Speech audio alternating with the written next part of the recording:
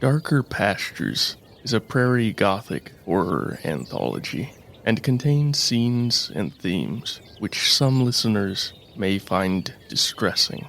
For specific content warnings, please always be sure to check the episode notes and listen at your own discretion. Thank you for tuning in. I hope you enjoy today's humbly hideous offering.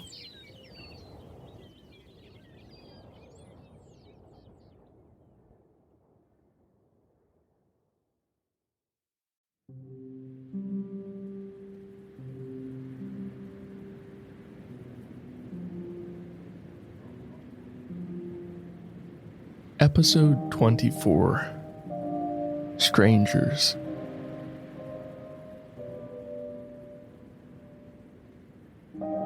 Ted takes his foot off the gas, begins to bring the red Kenworth W900 to a slow stop. The two figures standing at the roadside, blanched by the merciless headlights of the truck, stare impassively up at him.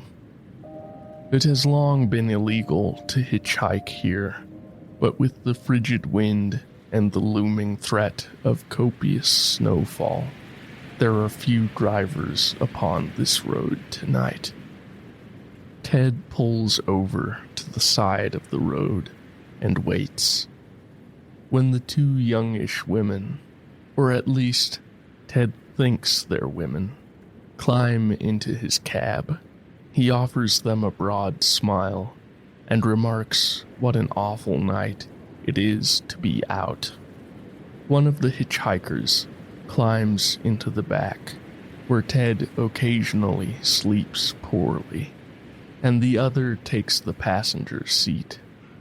The latter gives Ted a nod of acknowledgement, but makes no other reply to his comment, and offers none themselves.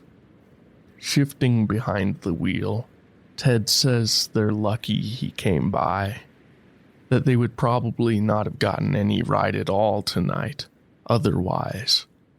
Once more, a silent, curt nod.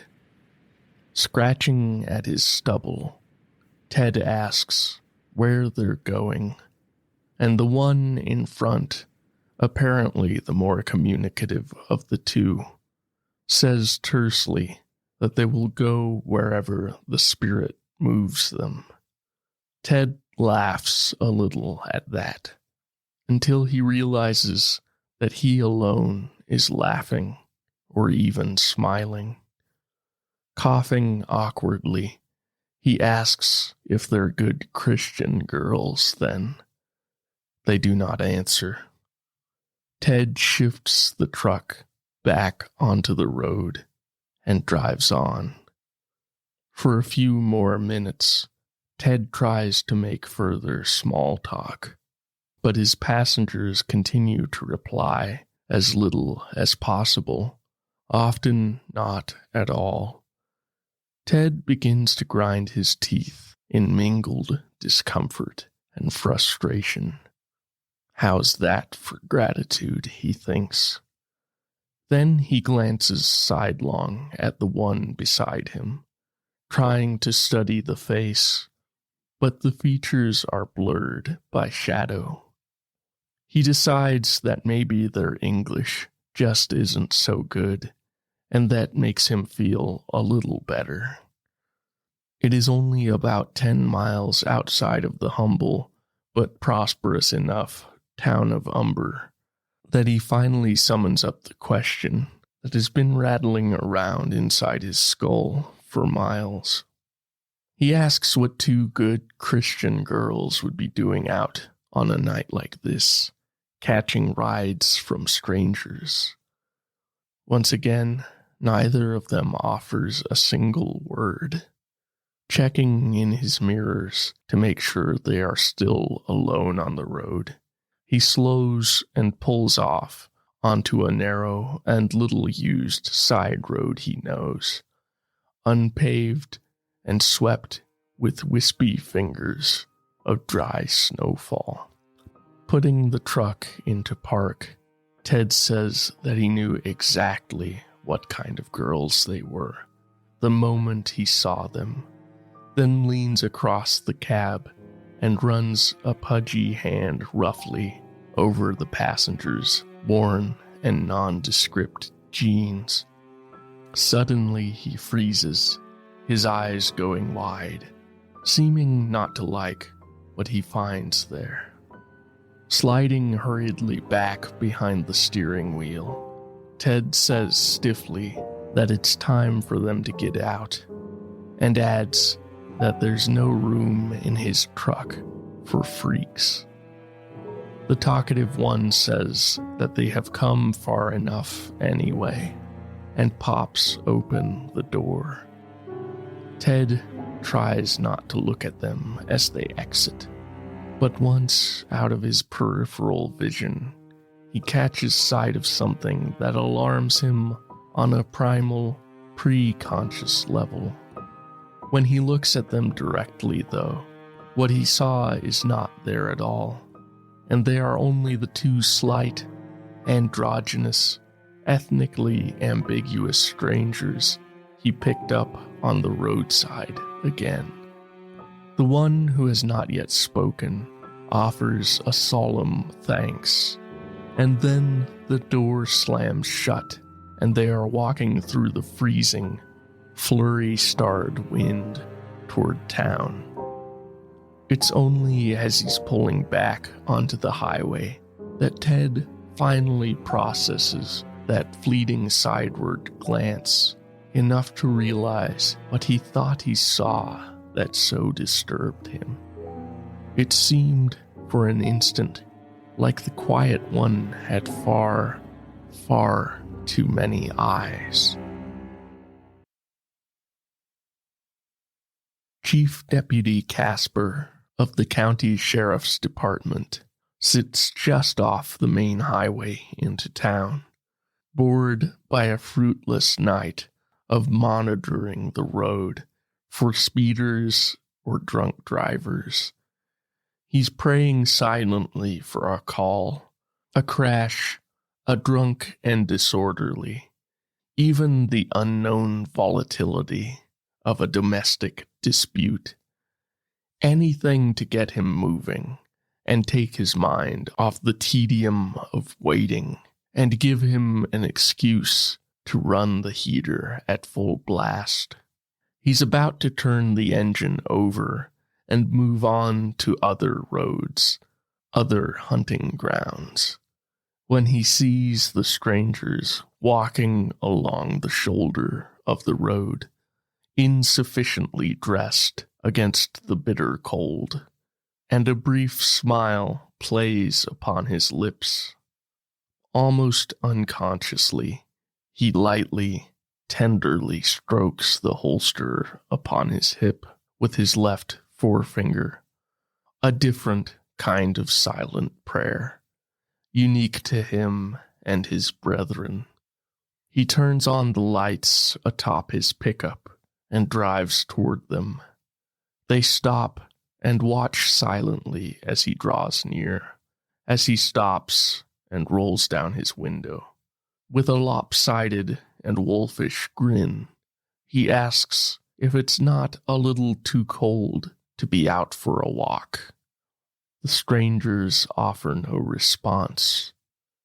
Deputy Casper turns off the pulsing strobe overhead and studies them more thoroughly in the uncertain backwash of his headlights. His grin falters. There is something about the two which deeply unsettles him, though he cannot clearly formulate an understanding of exactly what it is. Loudly, he asks if they are men or girls. They do not answer. Men, he says again, more forcefully and with a hint of sarcasm. Or women. We are light beneath the clay, one answers. Casper scratches at his mustache irritably, says that isn't much of an answer. When they offer up nothing further, he asks sharply if they are LGBTQ, spacing out the letters mockingly. The strangers only stare at him. Opening his door with practiced and deliberate malice, he steps out and saunters toward them, hands pointedly placed on his hips. The freezing wind shears right through his uniform and jacket, but he stoically refuses to betray his discomfort. I am the wolf of God, he tells himself. He's not a believer, not truly, but the phrase makes him feel powerful, like someone worthy of both fear and admiration. Yet, when he stands before these strangers, he feels inconsequential, minute. He feels like their eyes have stripped him naked and exposed every ugly, secret thing about him, body and soul. It's a feeling he's no longer used to, has all but forgotten in the years since he was small and his father inflicted it often upon him. Now it comes rushing back, making his stomach flutter sickly and his heart skip. And the fear turns almost at once into vengeful rage. He asks again if they are men or women, then adds threateningly that they had best not make him find out for himself. We are neither. The one who answered him last answers again. Casper snorts dismissively, asks which one they were born as then. We were made perfect, the other says at last, voice strange and far away. The deputy narrows his eyes suspiciously, then asks if they have taken anything tonight, any drugs or alcohol. As one, they shake their heads, only briefly, only so long as to offer a clear denial. Grunting his disbelief, Casper tells them to get into the back of his pickup truck. Without a word, they comply, mildly surprised by this cooperative gesture. Casper shuts the door behind them, then gets back in behind the wheel and turns the engine over, grateful for the heater's warmth after that awful, razoring wind. After checking in with the dispatcher, the deputy says grimly to his passengers that they have until they reach town limits to tell him the truth about who they are, what they're up to, and what they're on. The more garrulous one insists flatly that they have already told him. Pulling out onto the road, Casper growls that their time is running out. The pickup slows as the lights of Umber blossom ahead out of the swirling snow and darkness. Last chance, the deputy says. Silence reigns in the back seat. Rage flashes across the deputy's face, but only for a moment. Then his face becomes a frozen mask once more. Reaching the edge of Umber, he pulls into the empty, graveled parking lot of the bean processing plant. He glances across the window of the plant's office building, double-checking that there is no light within. Then he turns back toward the passengers and says that they're all out of chances, and that now they have come to an ugly choice. Before he can elaborate, though, there's chatter on the radio. Something about an accident with a red semi-truck further down the highway. Casper swears loudly, hesitates only a second before responding. Then he turns toward the strangers and says that it's their lucky night. They've gotten one final chance, after all. He lets them out, and before driving away, tells them to stay out of trouble, warns that even the slightest hint of them getting up to anything strange while they're in his town will lead to the direst of consequences. Then he's gone, lights flashing and siren wailing, as he drives toward whatever accident has befallen the unfortunate truck driver. The two out-of-towners watch him go indifferently. The snowfall grows heavier and wetter, dense white flakes that fall like so much ash from a burning sky.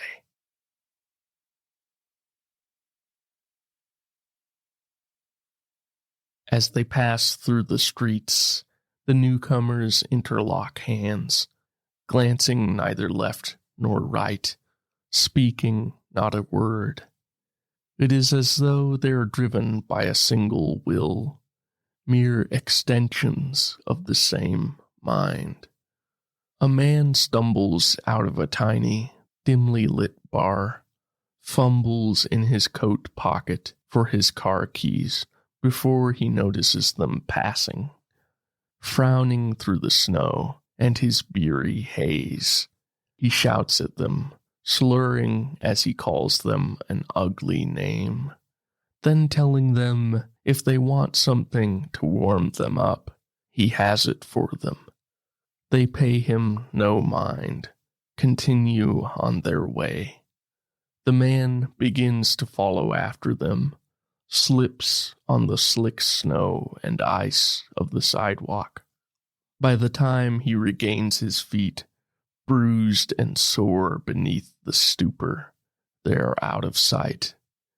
Grumbling, he turns back toward his car and struggles to get into the dark, cold, empty cab.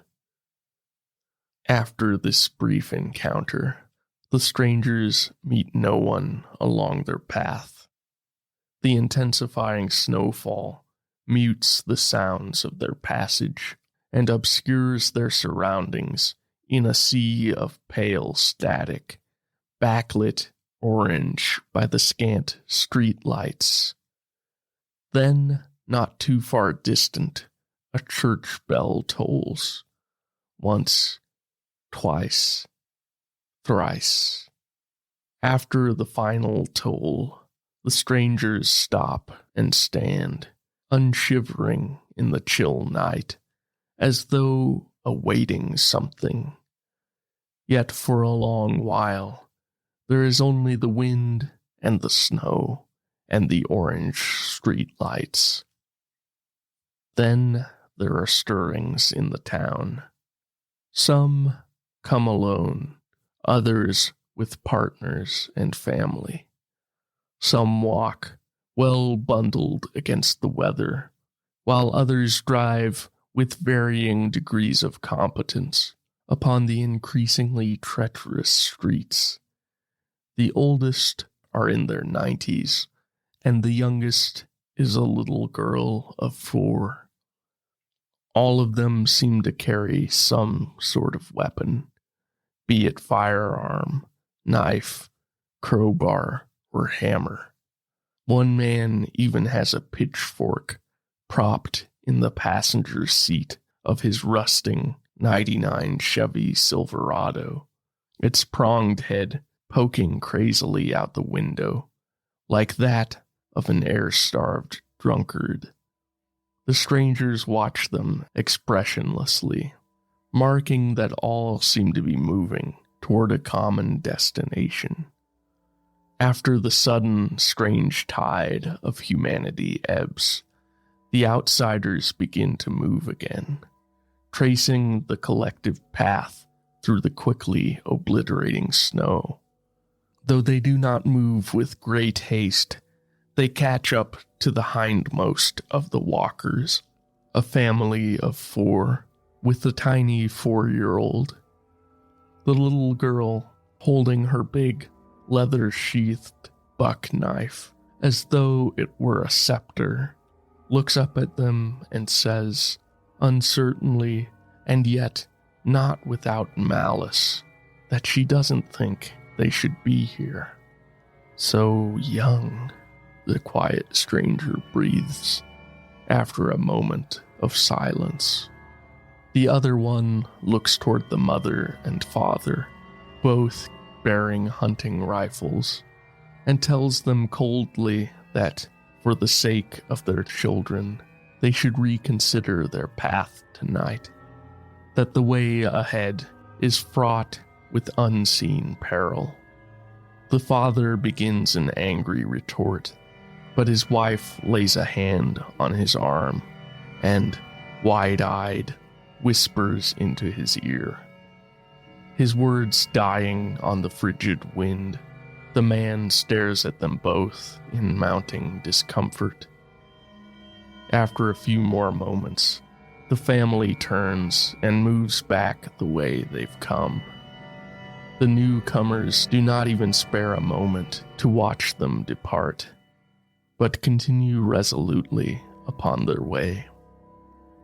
The church is awash in golden light, which, like the singing of those gathered within, spills through the windows and the open doors into the night, reflects off the deepening snow.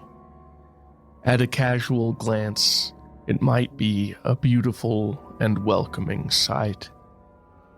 Yet the music is strange and harsh, the words not those of comfort and joy, but of emergent cruelty and bubbling bloodshed. The singing draws to a close, and then the voice, loud and grating and lacking all warmth, rises within. The eyes of all those who have passed through the church's door were blind to it, but the strangers plainly see the fat, pale, well-fed thing that crouches upon the church rooftop, and its many ripening offspring surrounding it like maggots on a corpse. They spare these horrors but the briefest glance before they too pass through the church's open doors, which they draw firmly shut behind them. The congregants do not at first notice the newcomers, so enwrapped are they by the man at the pulpit, whom again they cannot see plainly, and whom the strangers alone perceive as no longer a man at all, but a vile thing mockingly puppeteering the wreckage of one. Then the preacher pauses mid-utterance, eyes flashing fiery gold as they alight upon the strangers. Pointing a pale finger over the heads of his flock, the fallen pastor roars balefully that these are the ones of whom he speaks, the cancerous blasphemers against divinely ordained natural order of man and woman, of master and servant, of dominion and childbearing. Eyes flashing brighter still, the thing in the guise of a minister smiles sharply and says that perhaps these two souls might still be saved through an awakening baptism of pain and terror. He says that they need only show the newcomers the proper use of their bodies, the form and function God intended. As he speaks, a few of the younger men in the crowd begin to encircle the newcomers, blocking their retreat through the vestibule. And yet, the strangers show no sign of flight, or even of fear. Cast your stones, the more friendly one says, if you are so certain of your righteousness. The crowd falters only an instant, but that is enough for the two outsiders to slip closer to the dais at the front. Now the preacher frowns, scrutinizing them as though only now truly seeing them. Who are you? He asks. With the slightest of smiles, the quiet one replies, we are the wolves of God. The false preacher's face pales further, the eyes becoming a colorless gray. Stop them, he hisses to his flock. The throngs begin to close around the strangers. Love the stranger as your own, says the talkative one loudly. For you were once strangers in a strange land. Still, the mob presses closer. Their false prophets' eyes have regained some of their hellish light, a pale yellow glow. Then the talkative one looms tall, far taller than anyone present. A bright light seems to radiate from them, so that the multitude recedes and shields their eyes. Only the thing posing as the man it has consumed does not look away, its eyes outshone by the one who now approaches it. It snarls and says that they belong to it, that all the world will belong to it and its kindred. The bright stranger's only answer is to lay their hands upon the pastor's body and murmur, for the sake of your better half and for who you once were.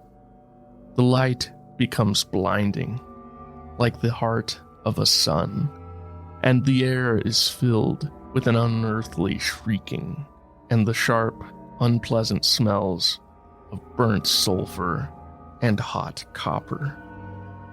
After the light dims once more, the pastor Marvin lies upon the floor, looking both more himself and far feebler than a few moments before.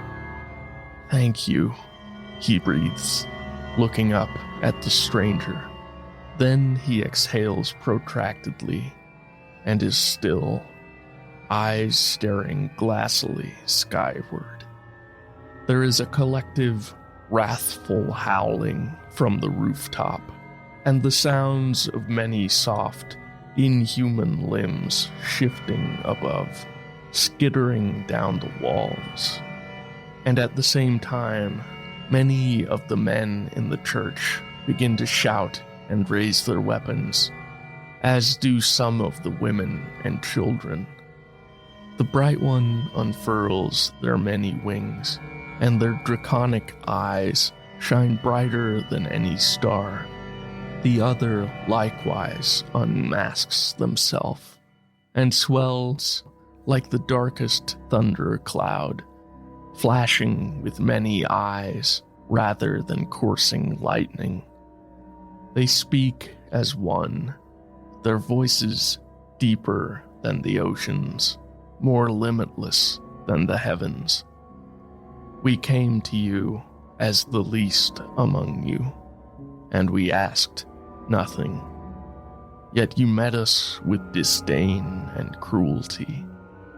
Your hearts are given to wickedness and to false idols. We are God's chosen, a man roars, a farmer holding aloft a pump shotgun. The eyes looking down upon the multitude burn still brighter, and none can bear to look upon them. Many winds begin to swirl within the church, both hot and cold, and the angry howling from without turns to shrieks of panic. The bright one and the dark one swirl and swell until they fill the room, and the rising screams of the congregants are drowned out by the cataclysmic rending of wood and steel and concrete, by the ripping of the earth beneath.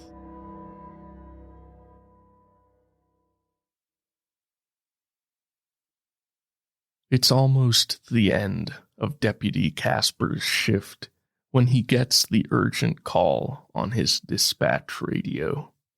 For a moment, he's stunned almost to paralysis and has to ask dispatch to confirm what he's heard. The snow has grown deep enough to make the highway almost impassable, especially on the open stretches between bare fields where the drifts are blowing higher and wider. It takes him almost 40 minutes to make the 15-mile drive back toward the Umber town limits, and he knows he wouldn't have made it at all in a smaller vehicle. When he reaches the church lot, he has to double-check his surroundings to make sure he's in the right place. Sure enough, there is the empty house across the street, and the sheriff's truck parked just a few yards away. But the church is wholly gone, blasted to nothing but splinters and fragments. And after he gets out and picks carefully through the rubble with the sheriff, it is clear that the people inside fared no better. The sheriff, clearly shaken, still has enough presence of mind to remark that it was awfully late for a church gathering. It was the Christmas Eve service, Casper replies numbly. They'd had to cancel it on the actual holiday due to the blizzard that had blown through. The sheriff gives him a sidelong look, says he didn't realize Casper was a member. Sometimes, Casper says. As the emergency responders arrive, as they continue to comb through the devastation for any sign of life, or at least of positive identification, Casper chances to glance back across the street toward the abandoned house. He freezes. Standing at the broken second-story window are the two strangers. Through the dark and the snow, he shouldn't be able to pick them out at all, let alone so clearly, but it seems as though the air around them is suffused with a faint glow. The one who had spoken raises their right hand in a strange, unfamiliar gesture, and yet Casper thinks he takes the meaning that they will be watching. Then he's staring at an empty, dark window of an empty, dark house. From several yards away, the sheriff asks if he's all right.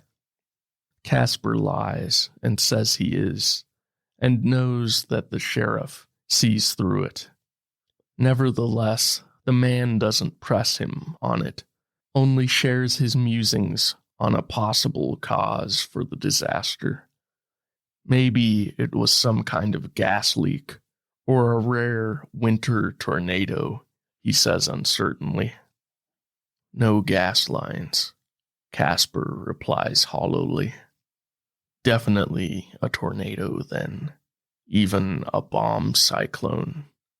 That, the sheriff swallows thickly. Or maybe a terror attack? Casper swallows his response that no one would bother bombing a church in rural Nebraska. Instead looks once more toward the dark, dead window in the distance and only breathes, "Yeah, maybe."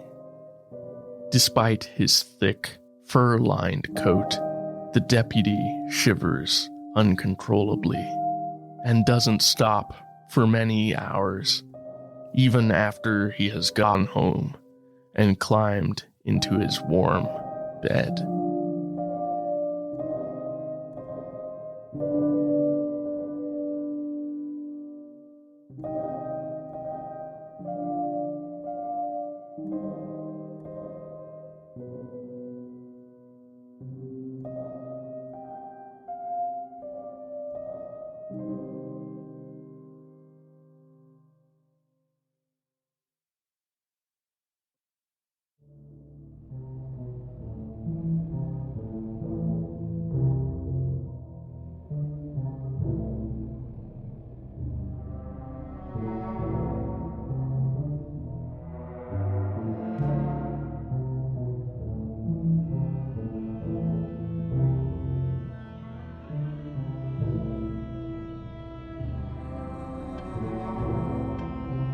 Story, narration, and music by Lars Mollevand.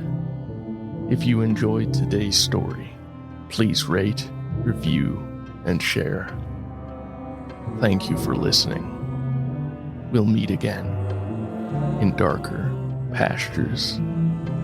And please have a happy and safe holiday season.